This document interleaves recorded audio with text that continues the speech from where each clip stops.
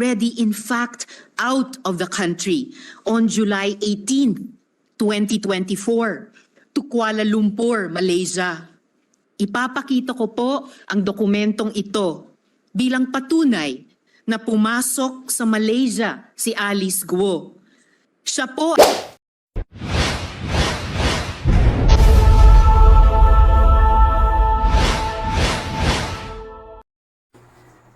Yes, magandang gabi.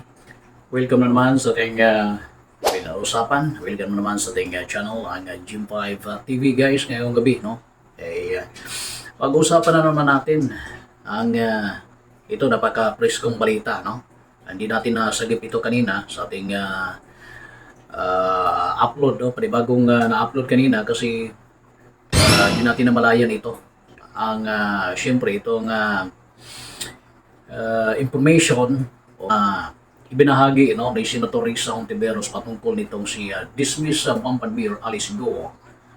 Napakahabang usapan, napakahabang discussion. Pag-usapan pa ito guys, no? Nabanggit pa ito, tinatanong pa ni Congressman George Bustos ang pagkor. Ano ang ginagawa right after nung merong pronouncement si President Ferdinand Bongbong Marcos during the State of the Nation address guys nung nakaraang buwan. I-discuss at binahagi naman ng PAGCOR kung ano yung mga ginagawa nila pagkatapos ng utos, no? Kaya hanggang ngayon ay pinag-uusapan pa, no? Hanggang ngayon ay umabot man sa punto na itong si Bamban Mayor Alice Guo guys sa investigasyon ng NBI, ng Senado, sa iba't iba pang mga law enforcement agency ng ating gobyerno, merong mga na-discover, no?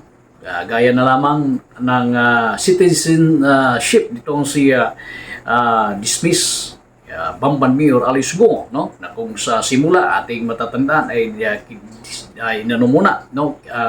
Sinuspended muna hanggang umabot na nagbigay na ng dismissal order ang Ombudsman, Office of the Ombudsman, at nagbigay na rin ng subpena or subpoena itong Commission on Elections or COMELEC, no? Na ini-invite, pinapasagot siya at para kung hindi anytime masimulan na rin yung kanilang preliminary investigation o dito, no? Ngayon, si Senator Risa Hontiveros nakatanggap na information at yun yung ibinigay niya, no? I think privilege speech ni Senator Risa. Alam naman natin na si Senator Risa Hontiveros guys, Gwen Gatchalian at yung iba pa ay seryoso dito, no? Sa pagbigay ng totoong investigasyon at kung sino yung dapat managot, kung mayroong mang managot, no? Para sa ngalan ng mga biktima nitong ni-raid na Pugo Hub dyan sa may Bamban Tarlac, tsaka meron pang isa yung sa may Pampanga. Okay, now ito, no, paparinig natin sa inyo itong information na ibinigay ni Senator Risa Hontiveros na ikinagulat ng lahat. Ako mismo na gulat tayo dito kasi wala namang report na merong attempt o ibinigay na information ang taga Bureau of Immigration, no? At walang information na nag-attempt or lumabas na itong si dismiss Bamban Mayor Alice Guo. Except nitong balitang ito guys. Ito, papakrinig natin. rise to speak against an assault on the rights, privileges, reputation, conduct, decorum, and dignity of the Senate, as well as the integrity of its proceedings. Last month po, o noong July 13, 2024, naglabas ang Senado through the Senate Committee on Women, Children, Family Relations, and Gender Equality, and approved by the Senate President ng contempt citation and order to arrest laban sa Chinese national na si Guo Huaping, also known as Alice Leal Guo. Nagpapasalamat ako sa Senate President sa maagap na tugon nila para mailabas ang arrest order. At salamat din kina General Angkan na alam ko binuhos ang buong puwersa at lakas para sa operasyon na hanapin si Guo Huaping ng Senate OSAA. But Mr. President, I am now in receipt of information that this person was already in fact out of the country on July 18, 2024 to Kuala Lumpur, Malaysia. Ipapakita ko po ang dokumentong ito bilang patunay na pumasok sa Malaysia si Alice Guo. Siya po ay pumasok ng 12:17 13 seconds military time ng July 18. Kaya ibig sabihin, umalis siya ng Pilipinas sa gabi ng July 17. Mr. President, hindi po pwedeng ipagkaila na siya ito dahil match na match po ito sa kanyang Philippine passport na ifa-flash ko ngayon. Maraming salamat sa NBI sa impormasyong ito. Patuloy ang pag-track nila kay Alice Guo. Ayon sa aking isa pang source, Mr. President, tumuloy si Alice Guo sa Singapore kung saan nagtagpo-tagpo sila ng kanyang magulang na sina Lin Wenyi at Guo Jianzhong. The couple flew in from China on July 28, 2024. Mistulang reunion sila doon kasama sina Wesley Guo at Cassandra Ong. Mr. President, who allowed this travesty to happen? Sinong may kagagawa nito?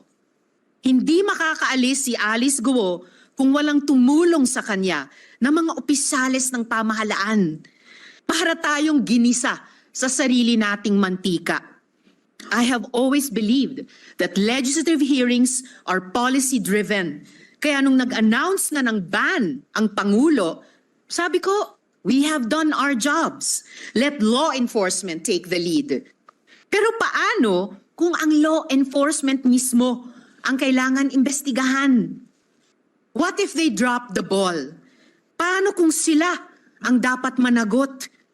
Nangako ang BI sa akin at sa Senate President pro tempore na hindi nila hahayaan si Guo Huaping na makaalis sa Pilipinas. Eh yun pala, ay wala na talaga siya.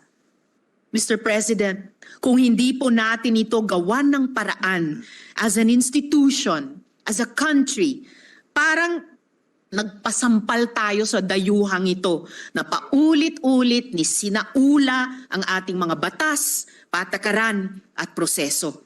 Salamat po, Mr. President. Kaya't sana naman, no? Guys, ay sigahan pa ng maigi. Kung totoo man ito, kasi wala pang ano ito, no? Ang version na ito ay mula pa kay Senator Risa Hontiveros, no? So aabangan natin ang information mula sa Department of Justice at kung saan-saan pang department, guys, Bureau of Immigration. Kasi na nga, no? Siniwalat na nga, sinabi na nga ni Senator Risa na isa sa mga nag-iimbestiga talaga sa mga ganitong usapin dyan na talagang napaka-hardworking itong senador na ito sa mga ganitong usapin.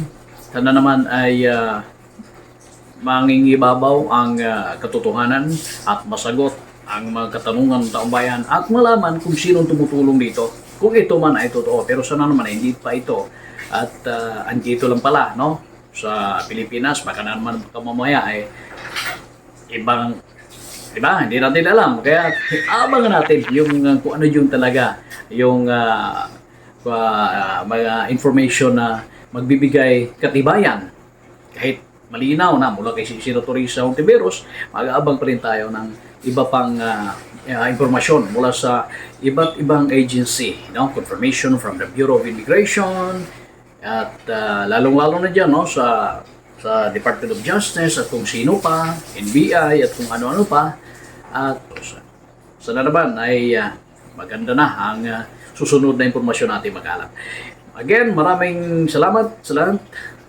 Sa mga di pa nakapag-subscribe, please pag-subscribe naman ang ating channel, ang Jim5 TV. At mabuhay po sana ang lahat ng ating mga subscribers at ang lahat buong Pilipinas, buong mga Pilipino at kahit saan man tayo sa mundo. Sa lahat nating mga subscribers, Pilipino man o hindi, maraming salamat po sa inyong suporta. Hanggang sa muli, mabuhay ang buong Pilipinas at God bless po sa ating lahat.